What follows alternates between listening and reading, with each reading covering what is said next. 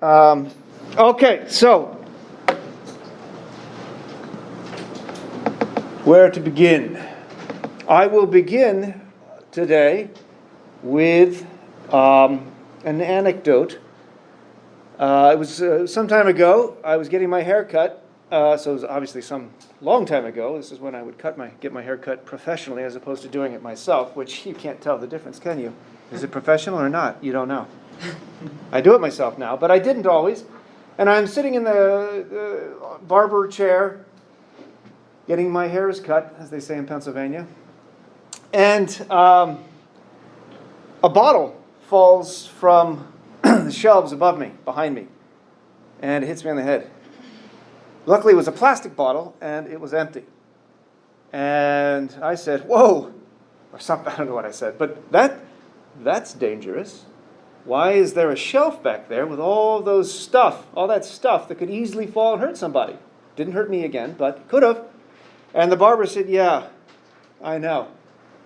We've been trying to convince the owner to fix that, to change that. But he won't. He refuses. It's too costly." And that kind of upset me.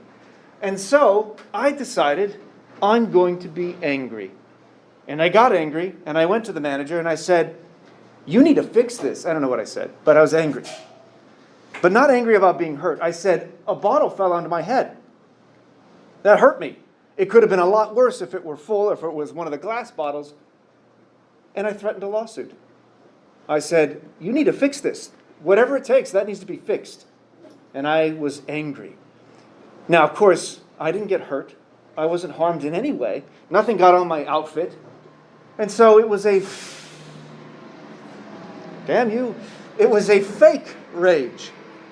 It wasn't real. But it worked. Later on, I found that they did fix the thing. They moved the chairs, I think, so that they were not so close to being underneath the shelves. It was a bad design. And my fake rage and threat of lawsuit changed something in the world. Was what I did acceptable? Or was it an instance of negative rhetoric? Was I lying? Kind of. I pretended to be enraged, but I wasn't. And my fake rage made something happen in the world. Was what I did acceptable? You say yes? Yes? Anyone disagree? Don't think about the fact that I'm your teacher. You can say what I did was wrong. Yes? I only got half the story, but I think I don't disagree with what you did. I think you can comment about it a different way. So what I did was lie about being angry so that they would change something. Because I didn't get hurt. Something fell on my head. It was at a barber shop, and the shelf shouldn't have been there. It fell on my head, and I was like, "Wow, that was weird." Instead, I said, I'm going to be enraged, and it's fake anger. Well, I think that's fine. Oh. I think it's the lawsuit portion. Okay. I really wasn't going to engage in a lawsuit, because I was harmed enough. So we have, I could have done a better way. There's another way of doing it. Others say the rage, even though it was a dishonest rage. I don't know. What would we call this? Is that bus going to ever leave? Come on. I'm getting angry right now. Damn it. Get out of here, you. Does anyone think the lying about my anger was acceptable or it was unacceptable? Do you want to? I think that it was acceptable because you were being reasonable about it yourself, but there could very well be somebody going in there, that same day or whatever, that's not going to handle it the same way and could have actually acted in rage, like properly. Properly enraged. Interesting phrase. Properly enraged. When is it ever acceptable to be enraged?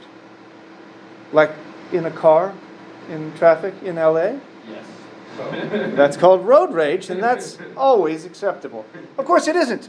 We'll talk about this with Aristotle in a little bit. Anger is one thing. Rage is another.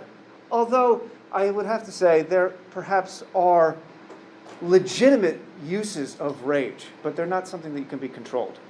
It's an interesting question why humans still today have that as a response, have rage as a reaction, because it does not help in a car. It does not help with interpersonal actions.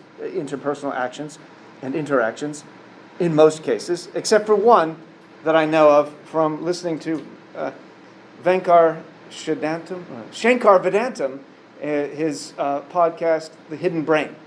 That's on NPR. And there he was talking about blind rage.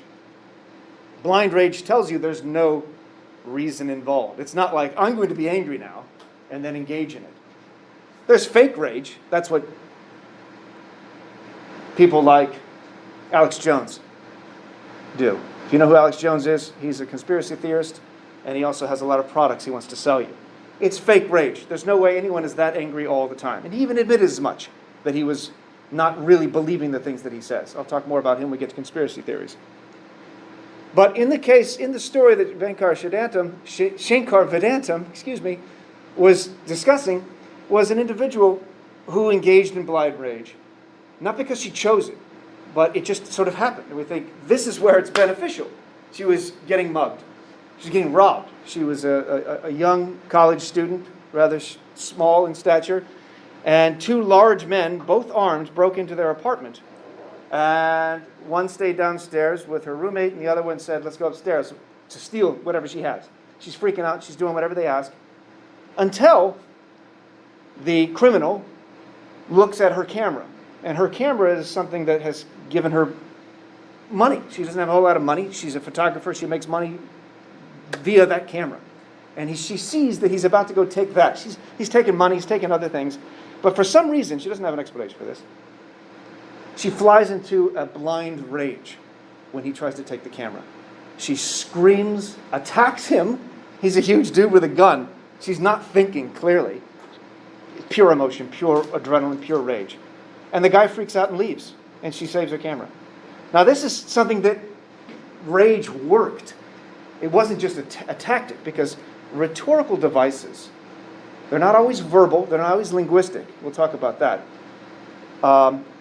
They could be action, they could be images, they could be tricks, props even, as we'll see in a moment.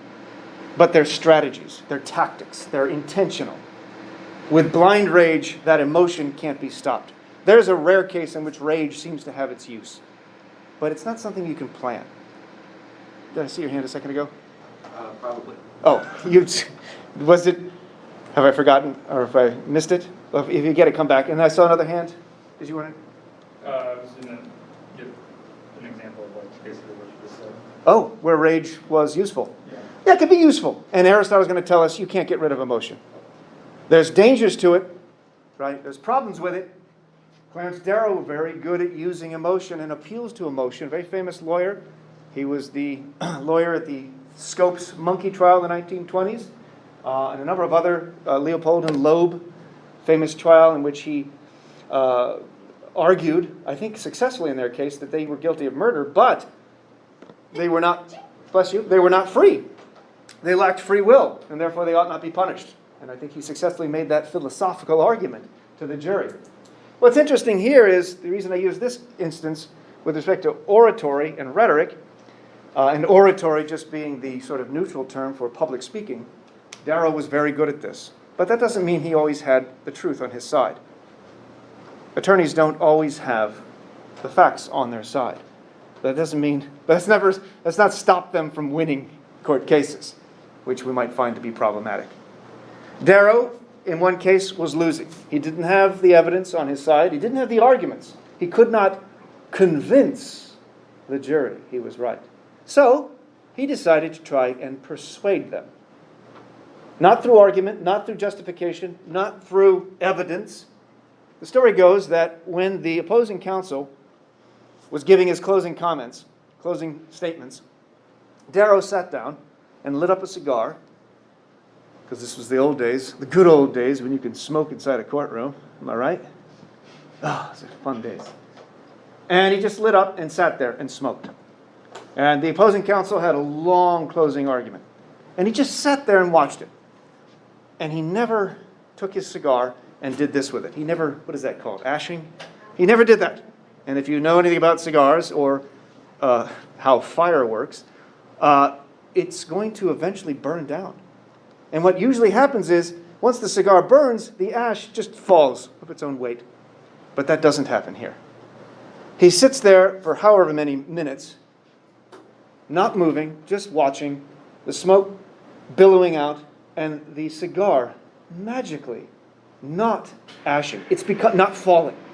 It's become nothing but a long stick of ash that's perilously hanging off his mouth. And guess what the jury was doing during the closing statements? They were focusing on him. They were staring at this magical, unashing cigar. There's even an image of it.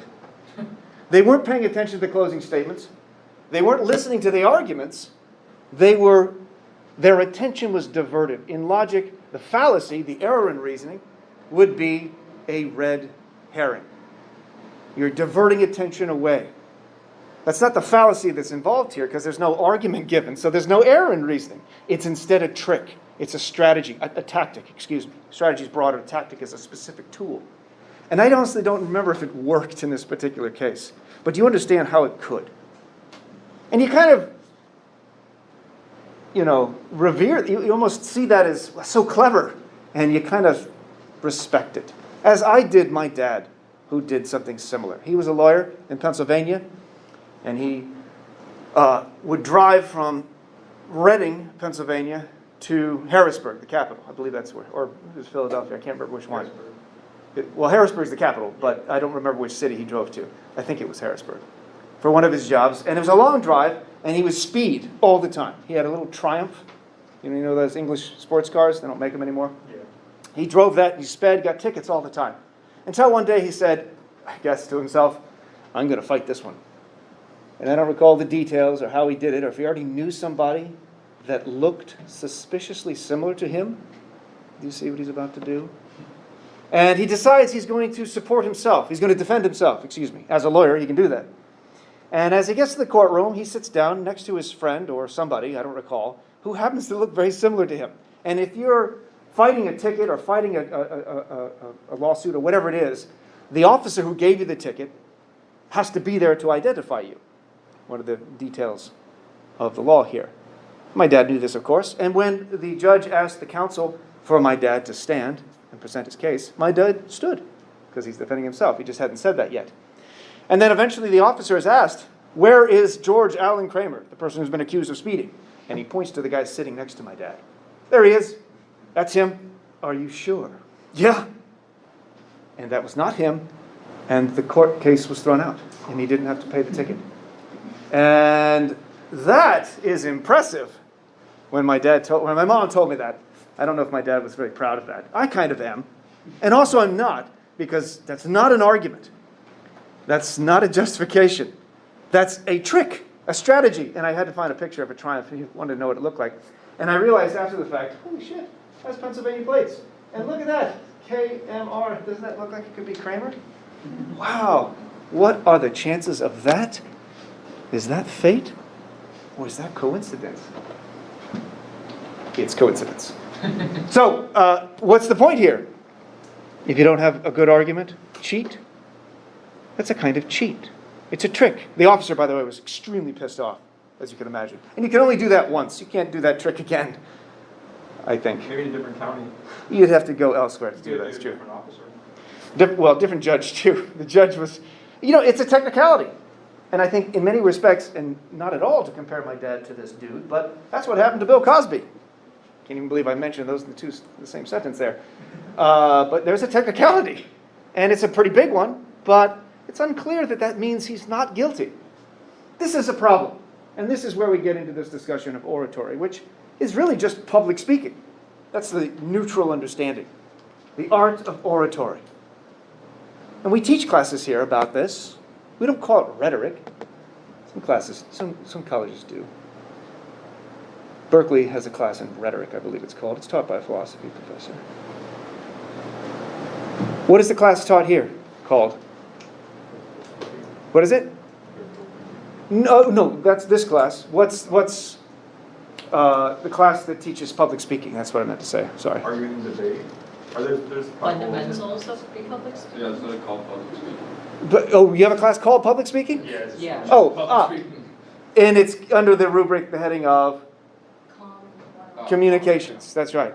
That's a really vague and, it doesn't have any negative or positive connotation. In fact, it's really positive. The goal is to help us communicate, and it's necessary. Especially when we look at how difficult public speaking can be. What is the number one fear? I don't know if this is still true, but the number one fear of Americans is what? Speaking in front of other people? Yes, public speaking. You'd have to look that up to see if that's still the case. When Seinfeld was on and he had a stand-up routine about this, that was the case. What's the number two fear? Spiders? No. Yeah. Death. Number one, fear of public speaking. Number two, fear of death. To which Seinfeld said, how absurd is that? That means, however he said this, I don't recall, you fear giving a eulogy more so than you fear being in the casket. So that's the secondary one, your fear of death. And so, sophists, who we'll look at in a moment, were people who taught others, usually young people, usually young men who are going to go into politics, how to reason, how to speak, and how to win. What are we doing? We're engaged in clear, persuasive, logical, emotional, and ethical speech. These three things we see come from Aristotle. Plato talks about these, but not explicitly in these categorical frames. In your communications classes, in your classes of public speaking, you probably talk about logos, pathos, and ethos. Those come from Aristotle, as so many things do. If you want to know where something comes from, you can guess, especially if it's a quote or if it's a discipline, it's probably Aristotle. He invented so many different disciplines. Quite surprising.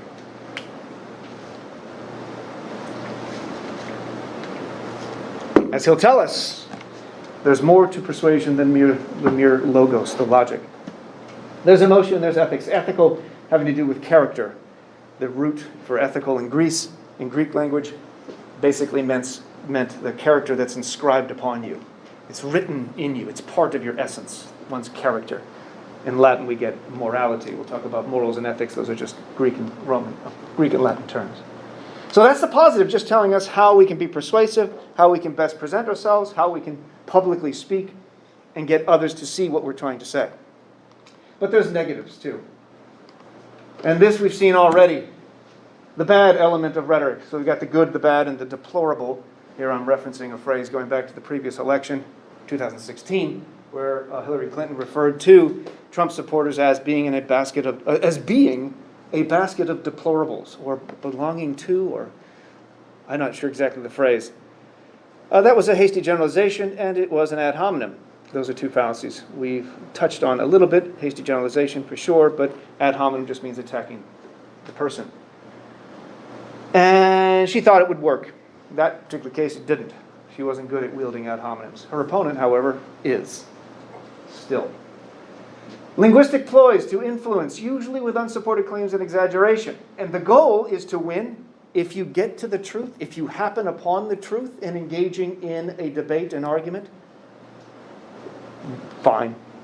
But that's not the point.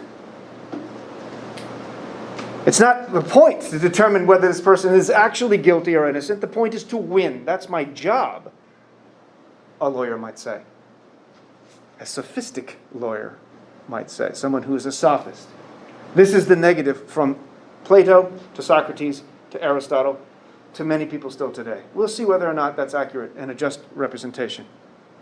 Because winning, so much winning, is what Protagoras proclaimed to his students. Come take a class with me. Yes, it's expensive, but you're going to win. You're going to win in court cases where you have to defend yourself because there weren't professional lawyers back then. You'll win in bartering. You'll get the deal you want because you can convince others that you're correct.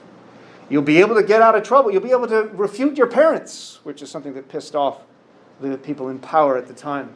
And they accused Socrates of doing what these sophists were teaching. And one of the accusations against the sophists, and I think perhaps in error, Socrates himself, is that he was teaching the youth how to make a weaker argument appear stronger. And that's what the sophists did. They admitted that. You don't have a very good case here. The facts aren't on your side. But I've got a lot of tricks, and I can teach you those tricks, and I can get you to win. And that'll be worth the money. And who are these people? The word sophist and the word philosopher have similar roots. What is a sophist? A wise or a skilled person or a practitioner of wisdom.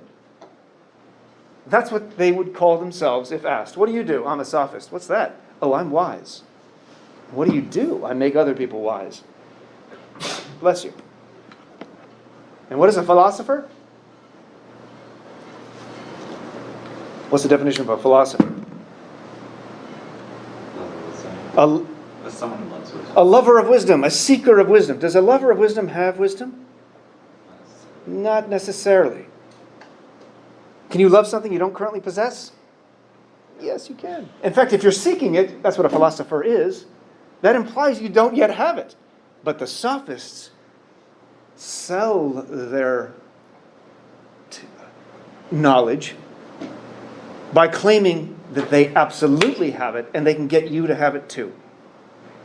And I think, unfortunately, philosophers today are being equated with the earlier version of the negative concept of sophist. So much so that I don't even use that word. And frankly, it seems weird to say it. I mean, some people have business cards that say historian. Actually, I don't know anyone who has a business card that says historian. But, economist. Or if you own a business, you're a business owner. You have all the information there. I can't imagine getting a business card that says philosopher.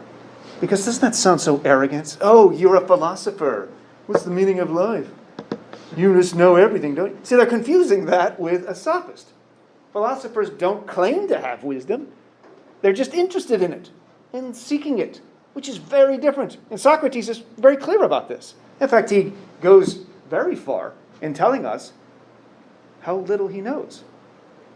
His wisdom, as he tells us, is not in being wise, or presuming wisdom, from a position of certainty.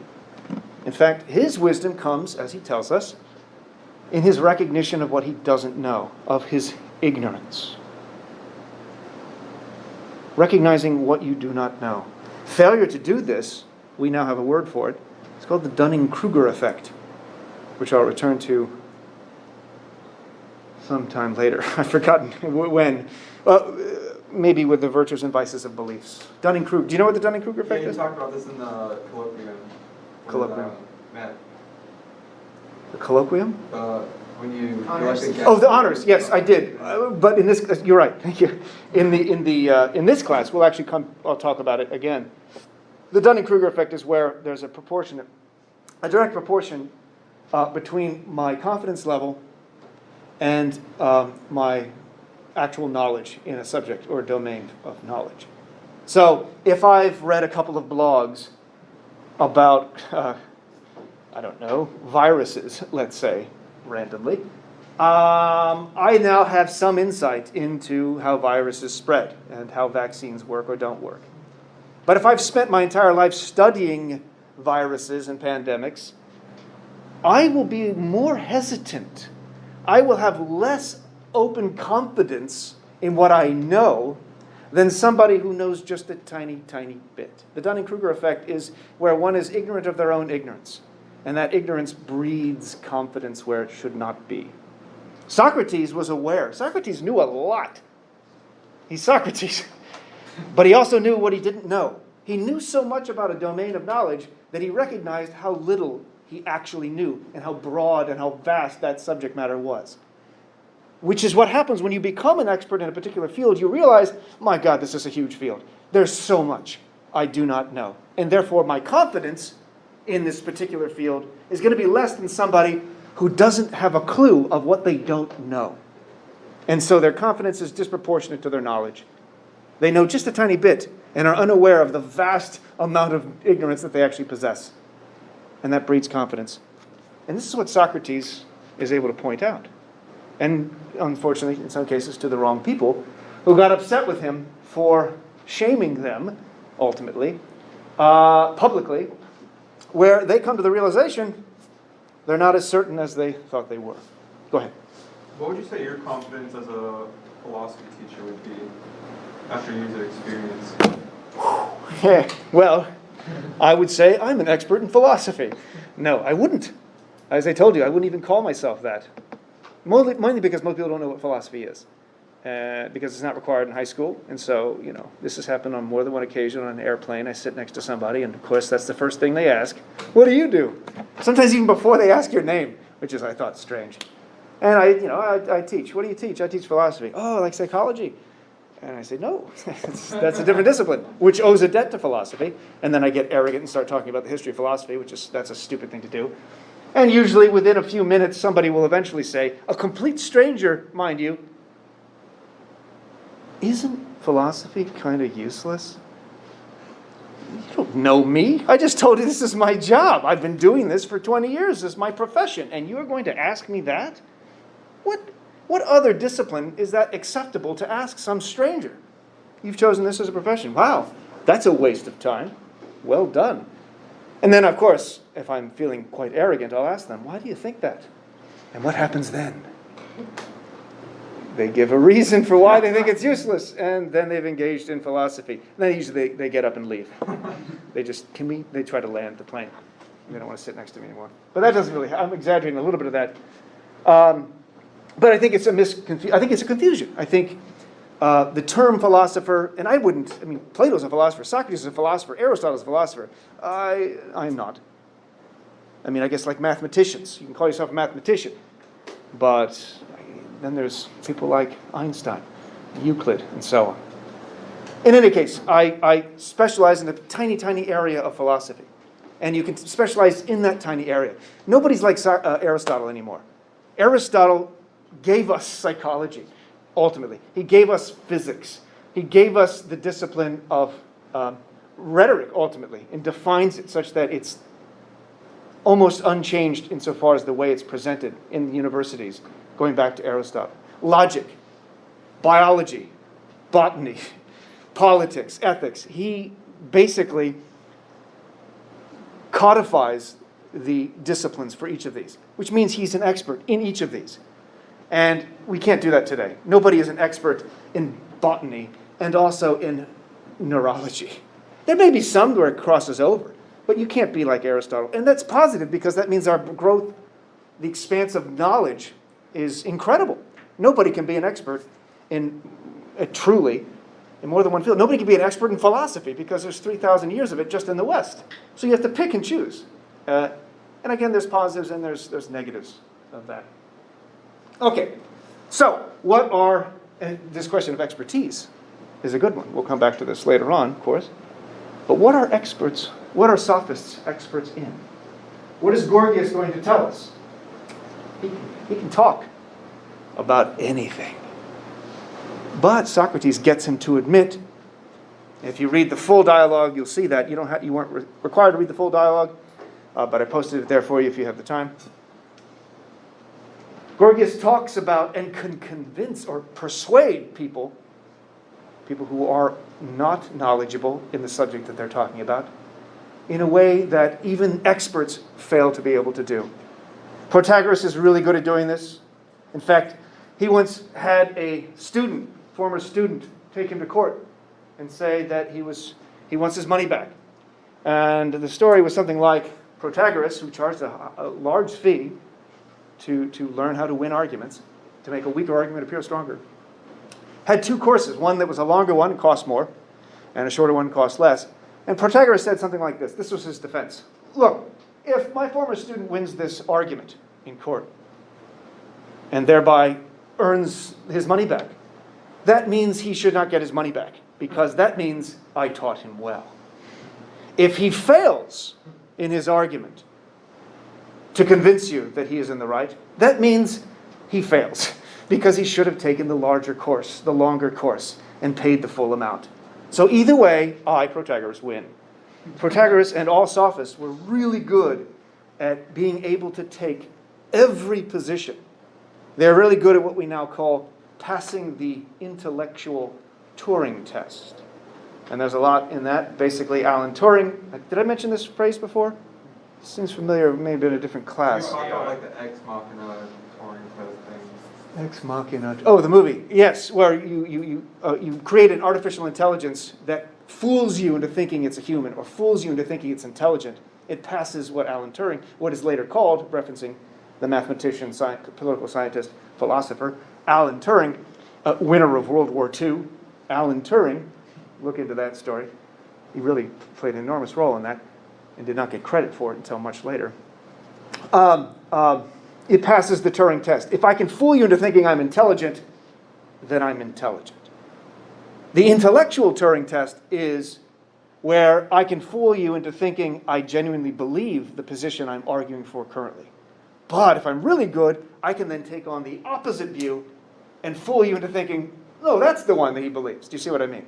That's a wonderful talent, and it's not a bad thing to be able to do, depending on how you're doing it, right?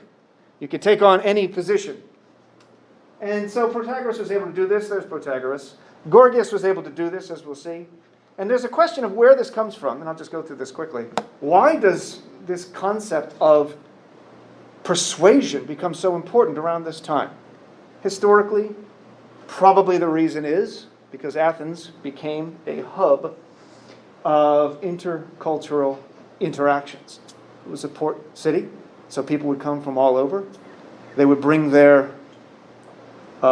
wares, their stuff that they would want to sell. And when you want to sell something, you want to get what you want and not get screwed. You want to get your product sold for as much as you can. So this would require being able to go back and forth. This would require bartering, trading, and importantly, argument. Of course, court cases would also be relevant. This is a democracy where people get freedom of speech. Well, people. Male citizens, as it turned out for the most part. There weren't professional lawyers at the time, so you'd have to defend yourself, so public speaking became a necessary skill, a tool, as Aristotle will put it, in winning the war of ideas, if I can use that terrible phrase. This is the age of Pericles, of direct democracy, where your individual vote matters, and therefore you would need to give reason for why you think it's the case. All of this sounds wonderful, and Socrates will go with it and say, this is the point of argumentation, this is the point of philosophy, this is the point of dialectic, which Aristotle will use this phrase, is in contrast to rhetoric. Dialectic is, think of argument, think of, in the sense of going give and take, going back and forth, trying to get to the truth of the matter. But notice, you can win a court case, you can argue, you can barter, you can succeed, you can win generally, and yet not attain the truth. And so I think, and we'll say more about this with the vices and virtues of beliefs and what rationality is, it's not obvious that Socrates is correct, that logic and argument is designed as part of human nature, or if we want to use language, since Darwin has evolved to get to the truth. It's not obvious that we use argument and reason and justification to figure out what is true, to latch on to reality. It's good that we do that. I think that's what it should be. I don't know that that's why it evolved. I think it probably evolved to win a point, to persuade others, to get others to believe as you believe, which is very different than saying what you believe is the case, that what you believe is true. And here you get into this, which I note here that we'll get to it with relativism. But note where this comes from, at least in ancient Greek philosophy. Some of the sophistic themes are the distinction between nature and convention, where convention has to do with what groups of people, in Wittgenstein's language, their form of life, their language games, where rules are constructed that are relative to those particular games. Relativism is a phrase that goes back to Protagoras. Man is the measure of all things, of those things that they are, and so forth. Those things that are not, that they are not, which could be a couple of things. It could be an individual. Truth is relative to an individual person, or more than likely what he meant, and I think most interpreters of this assume, culture is the measure. Truth is determined by the culture. It's relative to the culture that you're a part of. And that has a lot of positives to it and a lot of intuitively plausible senses to it. We'll return to it, however, and we'll see that it's a potential fallacy, relativism. But this is the type of thing that Socrates is responding to. He's responding not just to rhetoric and sophistry, but also those who claim that there aren't actual truths in any absolute sense. Socrates is unclear that that's the case. Plato's absolutely against that notion. Socrates is going to push against it. And notice this from the Gorgias, not in the reading, the section that you had, but this is telling. It's abstract and at first unclear, but notice what we can take from it. This is Gorgias responding to Socrates' question, what is rhetoric? What is it that you are an expert in, and what is it that you teach others to be good at? Gorgias at one point says, for that by which we reveal is logos. And that term is confused. It has a long history. It could mean word. It could mean logic. It could mean language. Later on, Christians adopted to mean Christ. Christ is the word, the logos. It has a long history. Here it's meant to refer to language. For that by which we reveal is logos, but logos is not substances. And existing things. Therefore, we do not reveal existing things to our comrades, but logos, which is something other than substances. End quote. What that means, in the abstract, is that rhetoricians, sophists, are not experts in things, in substances, in the way the world actually is. What are they experts in? Remember Gorgias, he can talk about anything.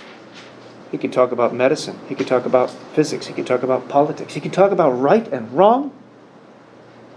But then, after much goading from Socrates, admit that he's not an expert in any of those particular fields. What then is the sophist, the rhetorician, an expert in? Just trying to win an argument. Yes, and win an argument using what? Something that they are experts in, and what is Rhetoric. that? Rhetoric, which is expertise in.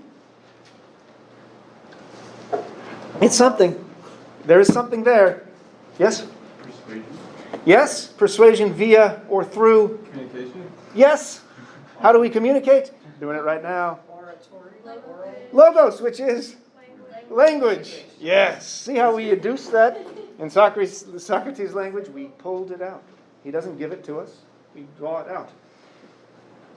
Socrates admits, yeah, you're an expert. I know what your field is. You're good with words. Because words are used in every discipline. But you're really good at using them in a particular way. A sophist has the appearance of being an expert. Notice we have that in quotes. Because we're not really sure yet.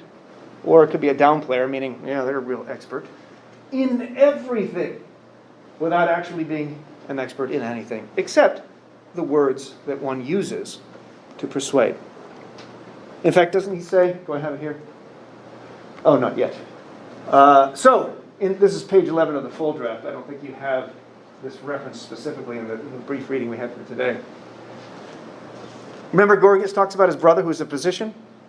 And his physician brother who's an expert in medicine, who's an expert in whether or not one should have a particular surgery. And Gorgias tells us that his brother failed to convince one of his patients that he needed this particular procedure, whereas Gorgias succeeded. How did Gorgias succeed? He doesn't know anything about medicine. That doesn't matter. Notice key here is Gorgias doesn't convince experts that Gorgias knows as much as them.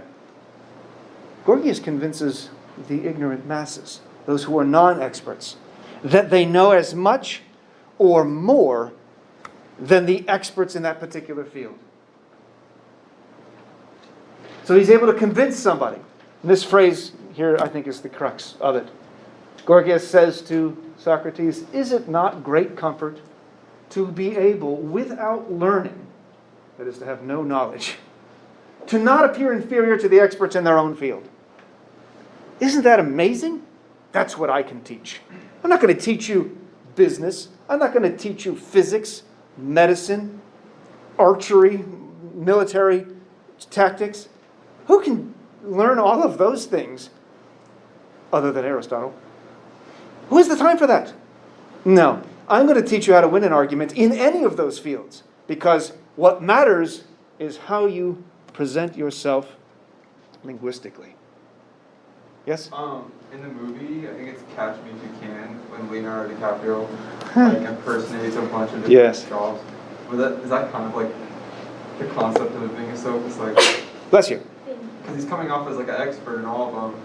Yes. When he doesn't really know. What is he an expert in? Boy, that's a great analogy. He's like a chameleon. He's an expert in hiding. Doesn't he? Wasn't there an example in that movie where he says, "Do you know why the New York Yankees always won? Because the opposing teams were always concentrating on their pinstripes," or something like that. Do you know what I mean? Yeah. It's a kind of diversion. I don't know if that's accurate. Do they still wear pinstripes, the Yankees? Yeah. Okay. That's kind of going back to Clarence Darrow. So what is that, Leonardo DiCaprio? Or what's the other guy? Not Leonardo DiCaprio. No. Oh. Yeah. Oh. I'm thinking, is it Leonardo DiCaprio in the movie? Yeah. Who's the other guy that's exactly like him? Matt Damon. That's who I thought it was. That's the same person, actually, isn't it? It's the same damn person. Anyway, yes, I think there's something to that. There's a kind of subterfuge, to use an awesome word, of a kind of trick.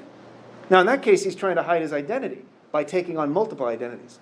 And I think in that movie, he's kind of like Sherlock Holmes, but on the other end, because he knows so much, or he knows enough about so many different professions, I guess. I can't remember all the details of who he pretends to be. I think the two I can remember is he was a pilot or like a pilot in training, and then like Yeah, an you can't FBI. pretend that. What? Well, he got on the plane and he just like was like doing fraud to get. I don't know. Oh, Dude, and then he he. was like an FBI agent as well. Yeah, Like, this wow. Got busted and. I remember. I'm gonna have to watch that again now that you mention it. I'm thinking of Fletch too, where he pretended to be a doctor. That's a bad one to pretend. Doctor, we need you in surgery now. And you remember Fletch, of course. They're engaged in surgery, and he passes out because he's not a surgeon, and the guy's body's open. So why did you pass out? You did do a doctor. Yeah. Also. You did catch me if you can. And Oh, really? Yeah. That's crazy. Oh, that's right. Yeah. I And then do. They asked him what to do, and he was like, "Figure it out" or something. He's like, "What do I you think?" concur. Yeah, that's funny. Although when Fletch passed out, he came to and they asked him, why, you have to watch Fletch, it's a Chevy Chase movie. They said, "Why'd you pass out, doctor?" And he said, "That spleen is a spitting image of my brother's spleen," which is ridiculous. Nobody knows what their brother's spleen looks like. Funny movie. Anyway, on we go. Is it not great comfort to be able, without learning, to appear inferior, to not appear inferior to experts in their own field? To which Socrates says, not really.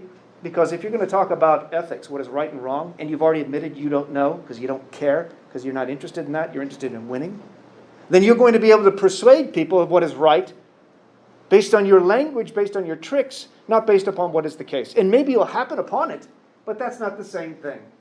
What you're engaged in, he's finally asked, and he gives an answer, Socrates. This is one of those rare cases where Socrates says, okay, I'm not starting with the answer. I'm not saying, "You're wrong, Gorgias. You're wrong, Polus. You're wrong, Callicles," these other characters in the dialogue. This isn't what rhetoric is. I'll tell you what it is. It's this. He doesn't start that way because that just pisses people off.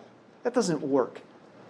Socratic method doesn't work that way because that way rarely is successful, as we'll see with Aristotle too. He starts by just asking questions until the end where finally he says, "Give me everything that you've said." And it's telling that Socrates offers this answer. That tells you how much he finds sophistry distasteful. I'll tell you what it is.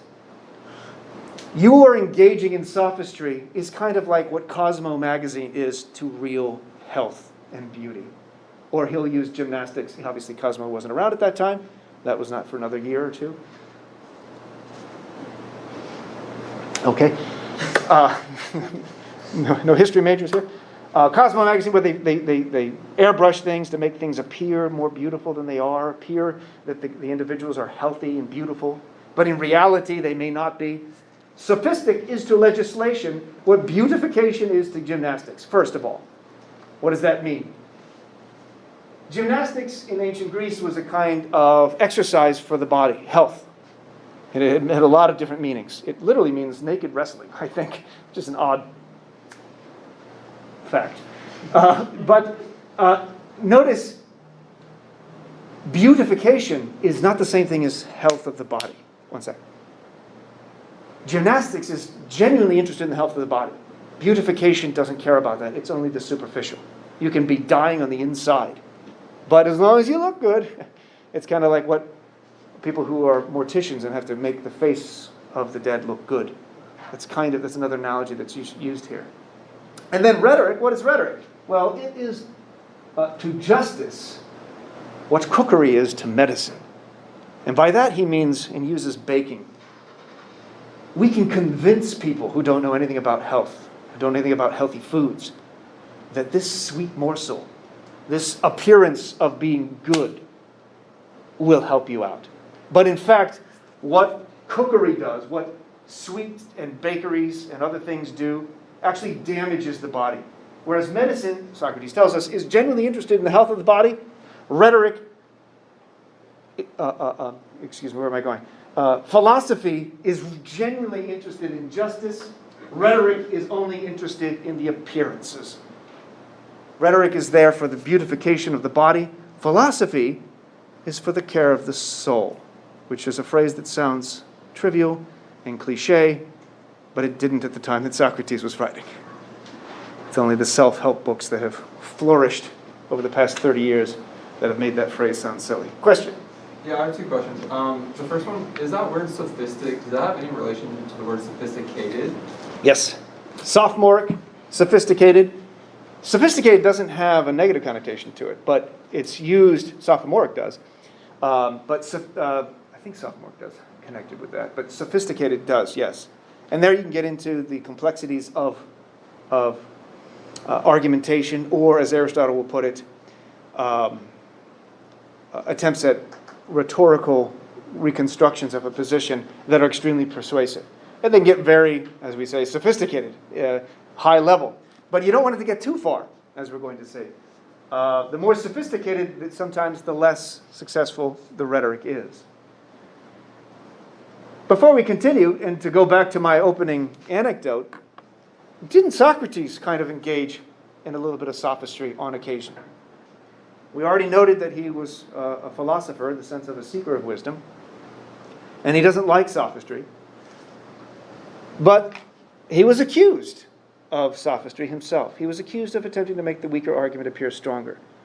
And I find that, and this would require a whole lecture to figure out whether it's the case, and I doubt we can figure it out because there's debates among philosophers about whether or not he himself engaged in sophistry. If we take him at his word, he wasn't. The problem is his word is not all we have. We have words from Aristotle, who was a Greek playwright, a comedian, and he mocked Socrates, accusing him of being a sophist, accusing him of not being interested in humanity and only interested in the clouds and displaying the clouds. They have an image of Socrates being hoisted up into in a balloon, being hoisted up into the air to go study the clouds, which of course is not what Socrates was interested in. That was what a lot of pre-Socratic philosophers prior to Socrates, they were interested in nature. What is the ultimate constituents of the world? What is it made of? Is it made of water? Is it made of earth? Is it made of air? And so forth. Fire. Socrates was almost entirely interested in human interaction, in ethics. And so this was a misrepresentation. This stereotype, this attack against his character, which started in a play, was early propaganda. And it played a role in Socrates having such a negative connotation, a negative perception by the populace. In particular, the people who wanted him to stop pointing out their flaws. And eventually he was accused of not abiding by the gods of the state, and he was accused of corrupting the youth. And by that, they meant teaching them how to win arguments, which pissed off parents because they realized their children were better at reasoning than they were. But that's not the same thing as making a weaker argument appear stronger. As Socrates puts it in the Gorgias, what kind of man am I? One of those who would gladly be refuted if anything I say is not true, and would gladly refute another who says what is not true, but would be no less happy to be refuted myself than to refute. End quote. In other words, I win if somebody can point out where I've made a mistake, because if you're genuinely interested in what is the case, what is true, you want to hear what other people have to say. That's the whole point about collaboration with respect to argumentation. If argument is winning, then you don't give a damn what the other person has to say. You just want to crush them. If argument is war, you defeat. You don't learn from your opponents. This is what Aristotle is coming into. He's aware of Socrates, of course. He's aware of Plato. He was a student of Plato for 22 years, was Aristotle.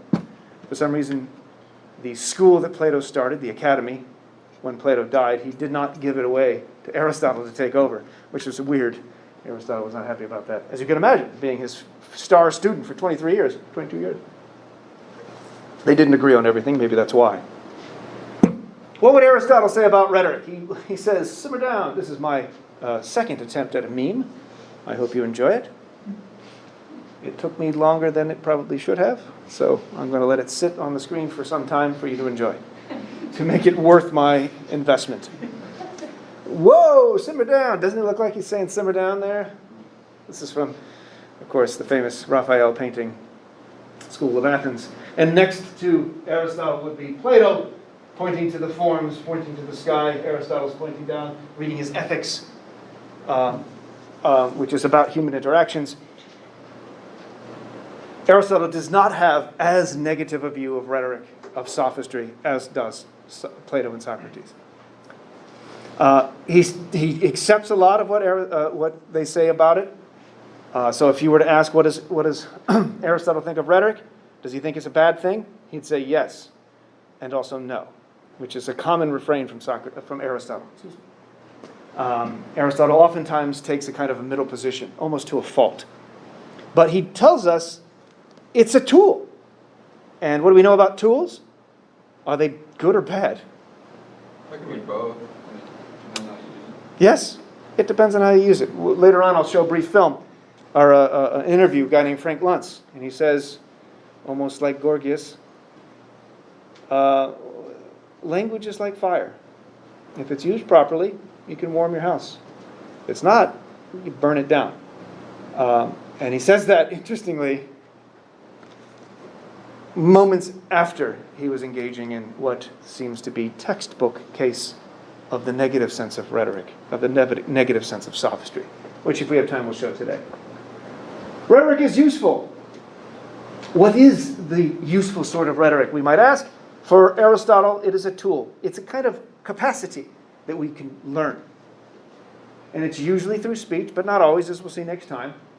And it's almost always political and social. And for him, that's the ethical realm. What is it? It's a training toward seeing what the available means of persuasion, not convincing. Remember that distinction that we keep using between persuasion and convincing. And that we looked at that from Susan Stebbing. Our interest in logic, argumentation, is an attempt at convincing. But as we'll see with Aristotle, that's a tool, argument, logic, that is not always successful. He'll contrast it with dialectic. And I'm going to leave that up there for a moment and quote to you from, I think, the crux of his text on rhetoric. This is page 35 of book 1. If you don't have the reading with you, just make note in your notes. That's where I'm quoting from. He says, but rhetoric is useful. First, because the true and the just are by nature stronger than their opposites, so that if judgments are not made in the right way, then the true and the just are necessarily defeated by their opposites. Which means the phrase, the truth will out, doesn't always follow. Because if I've got the truth on my side, but I'm just a shitty orator, you'll excuse the phrase. Right there, I've made a mistake. That's bad oratory. No, using bad words unnecessarily. Sometimes they work. Sometimes they do. They fulfill a purpose as expressives.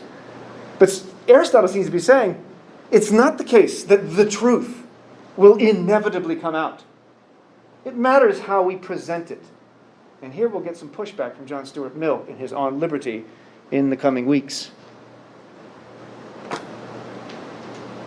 When we'll talk about stifling certain language, censoring certain language. We have algorithms that push us toward things that are enraging, because that keeps our eyes, that keeps us watching, that keeps us in Facebook and other of their family of apps for a longer period of time. But of course, in doing that, it, as Aristotle says, gets us toward, where is it a phrase? There it is. The misuse of anger. It encourages divisive speech. It encourages divisive rabbit holes and so forth because that encourages more people. You're more enticed by being anger. It's easy to anger people rather than appeal to logic, reason, and boring facts. Yes? Going back to the very beginning of the example before the whistleblower thing, you said that is it right for Facebook to be deleting certain posts? Like everyone kind of does that as a community. Like on our community Discord for our club, we have like 10 moderators that go through and read every message and like delete anything that they think is against school laws and stuff like that. Yeah. And if that's it's a private industry, but it's also a little bit bigger than any other private industry. It gets hairy. And we'll see more of this with John Stuart Mill with respect to freedom of speech. Yeah. Because I should be allowed to say what I want. Well, yeah. In fact, this relates to the last bit of the quote I wanted to give. Further, he says, this same page 35, even if we were to have the most exact knowledge, it would not be very easy for us in speaking to use it to persuade some audiences. Speech based on knowledge is teaching, but teaching is impossible with some audiences. Rather, it is necessary for pistes, or means of persuasion, rhetoric, and speeches as a whole to be formed on the basis of common beliefs, as we said in the topics, which was another text of his dealing with logic and rhetoric. There's a lot to unpack there. Unfortunately, Aristotle realizes, logic, argument, facts, data don't always work to persuade people. That's what he means, I think, where rhetoric is useful, where we need to get to the truth. And what part of rhetoric, here we'll get into whether or not going the other direction, we should just let all speech go, because eventually the truth will out. You should respond to hate speech, misinformation, disinformation with more speech. That's been the typical view in the United States. That's been the typical view in liberal countries since John Stuart Mill in the 1880s. But John Stuart Mill wrote before the internet. And things are a little bit different. Aristotle recognizes there's a limitation that logic and argument can engage with. He points out the three parts. And you've already been familiar with these from your communications classes and what I've mentioned before. Ethos, logos, pathos. Ethos, the ethics, the character of the individual. Usually, since Heraclitus, well before Aristotle, character is virtue. Character is destiny. It's part of the individual and their trustworthiness. That's almost always been seen as essential with public speaking. That's kind of gone by the wayside now, where character doesn't seem to be as important. And one can raise to the levels of the highest position in the land and not have the highest character. Logos is logic, words, argument inherent in the speech. That's what we've been focusing on in this class for the most part. The cognitive meanings of terms, the logical inferences that we make, presuming truth of the prior claims, and so forth. And then the pathos, the emotional appeals. We've already talked about, we started off discussing this concept of blind rage and how that can be useful, but how oftentimes it's not. Road rage is an obvious example where that evolutionary trait has gone wrong and doesn't help us in our current civilization. But it's not surprising why it's still there, because most of our lives we've not been in cars.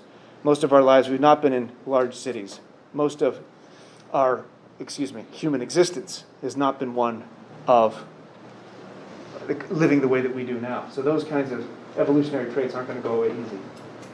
But he's not saying we get rid of emotion. As he puts it in his Nicomachean Ethics, anybody can become angry, that's easy. But to be angry with the right person, and to the right degree, and at the right time, for the right purpose, and in the right way, that is not within everybody's power, and it is not easy. But if you fail, if I see a child being abused, and I simply respond, that's illogical, you shouldn't do that, and I feel nothing, Aristotle sees that as a failing. That's not just pathos. That's a character issue. And Aristotle's recognizing we need to know something about all of these. We need to know something about our audience and how to get to their emotions, but without manipulation. He recognizes the negatives of rhetoric in getting at others. He recognizes the different tools that rhetoricians use, and he sees some of them as positive. In logic, in argumentation, where I present an argument and I leave out a necessary premise, such that if it's not there, I beg the question. I don't get to the conclusion. If I say, Socrates is a man, oh, I guess he's mortal. Bruh. I don't know why I added that. Because that's a rhetorical flair, I suppose. That technically is a fallacy. I'm begging the question. And the term for it is enthymeme. But in rhetoric, Aristotle sees, that's not necessarily a big deal. And in fact, it is pedantic, or it is overly highbrow. What's the word? Supercilious? Which is, you're unnecessarily using big words. Pretentious? Yes. Oh, I hate that word pretentious. The word pretentious is itself what it is, right? It's kind of pretentious to use it, but that's the word. That's exactly right. If I'm giving a speech, I don't want to be pretentious. Maybe I purposely misspeak, and people like that. Aristotle's aware of this. But also what we're doing is relying on common knowledge and not being overly pretentious and including all the premises that would be necessary to get the conclusion. That's what we want to do in logic. I still think we ought to do that. But notice what happens in certain situations. When I'm engaged in an enthymeme, you as an audience have to fill this in. How do I get to the fact, the conclusion that he's mortal? Just because Socrates is a man? You as an audience fill in, and that's common knowledge though, and that's what enthymemes do. They appeal to what the audience, and there's where you got to know your audience, to their common understanding. And you are actually participating by filling that in. And as we'll see next time when we get into propaganda, and perhaps, as W.E.B. Du Bois puts it, positive propaganda, perhaps there's ways of using this in a good way, in a positive way. I have a colleague who's writing a paper on enthymemes and jokes as a variation, as a subset, a species of enthymeme, where the audience must fill in, which is always the case. With so many jokes, you don't give everything. You leave data out on purpose. And the audience has to then fill in that missing data. And boom, they get it. If you get rid of that aha moment, it's not funny. There's no participation, there's no collaboration, and it fails. And enthymemes, as a kind of rhetorical device, are kind of like this. And so maybe jokes could be seen as a form of enthymeme, which could be seen as a form of rhetoric. And are all jokes bad? No. Can jokes be used? Can humor be used as a means of persuasion? Perhaps. We'll see that next time. Rhetoric is an art that seeks to persuade.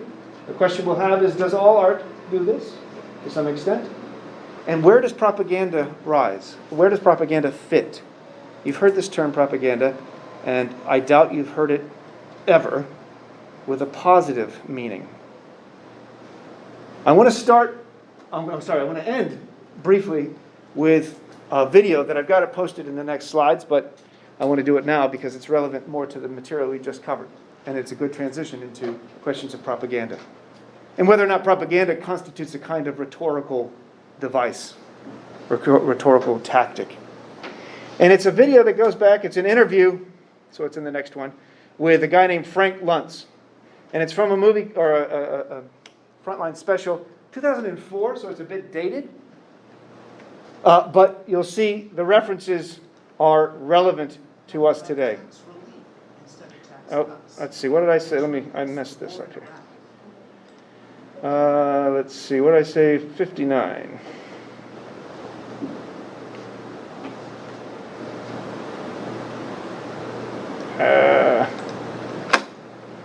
Okay, so again, it's a bit dated, 2004, but you'll notice some of the language that Frank Luntz employs is still with us today. The question you want to ask is this individual engaged in rhetoric or sophistry?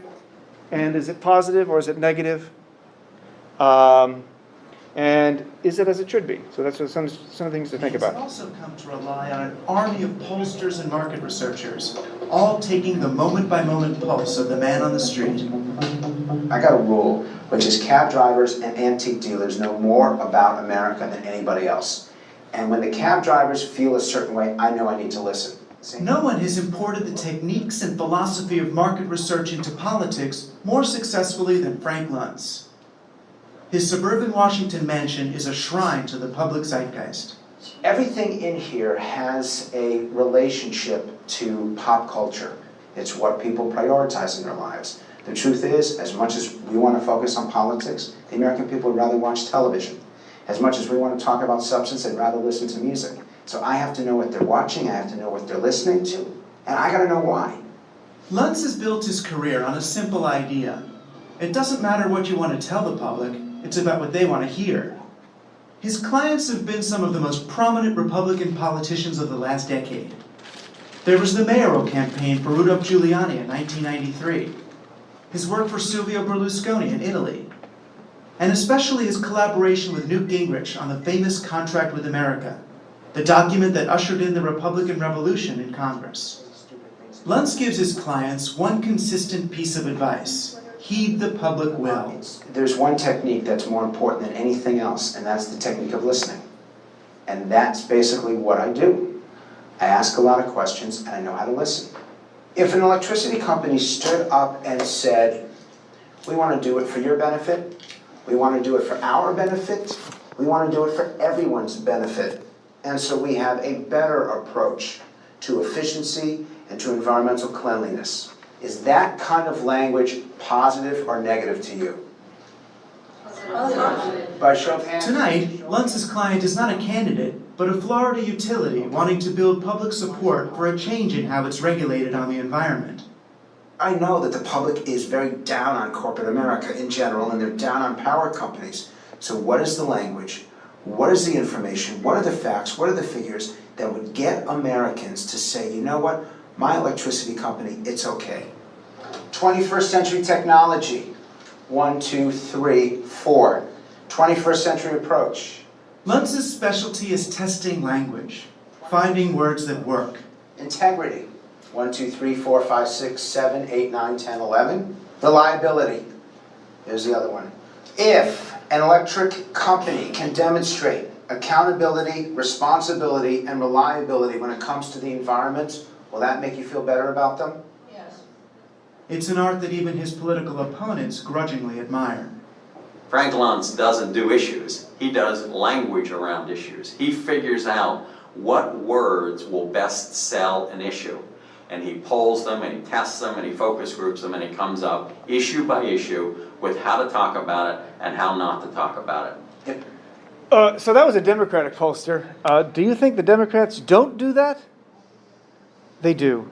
But they're not as good as him.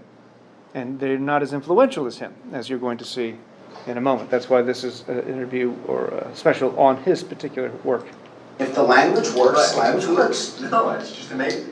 Luntz has sold his corporate and political clients the idea that a few carefully chosen words can make all the difference. But he's not just looking for any words. Luntz's quarry are those words that grab our guts and move us to act on an emotional level. It's amazing that those two words, Constantly. almost everything that we do, come up at the top. So why do you think that companies don't use them I don't enough? know.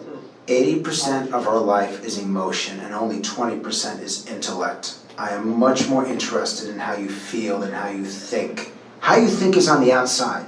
How you feel is on the inside. So that's what I need to understand. All right, I don't know where those numbers come from, but take, for the sake of argument, it is indeed the case that 80% of us is emotional, 20% is intellect. I should note, not in the video, after the fact there were transcripts, and in the transcripts there was a question asked by Rushkoff, who's doing the interview.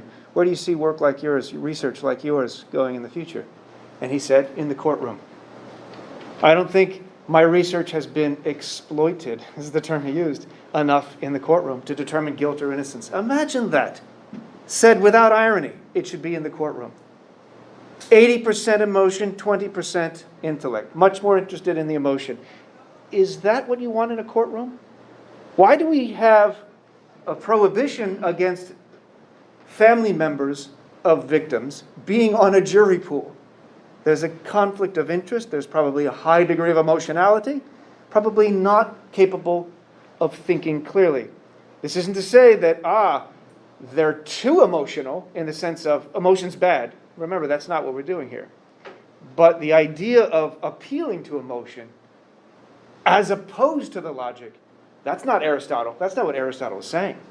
Anger is a good thing, and lack of anger could be a bad thing. It matters in the context. Are you doing it in the right way, at the right time, for the right reasons, and so forth? Let's continue. You're going to use these to register whether you agree or disagree, whether you believe or disbelieve.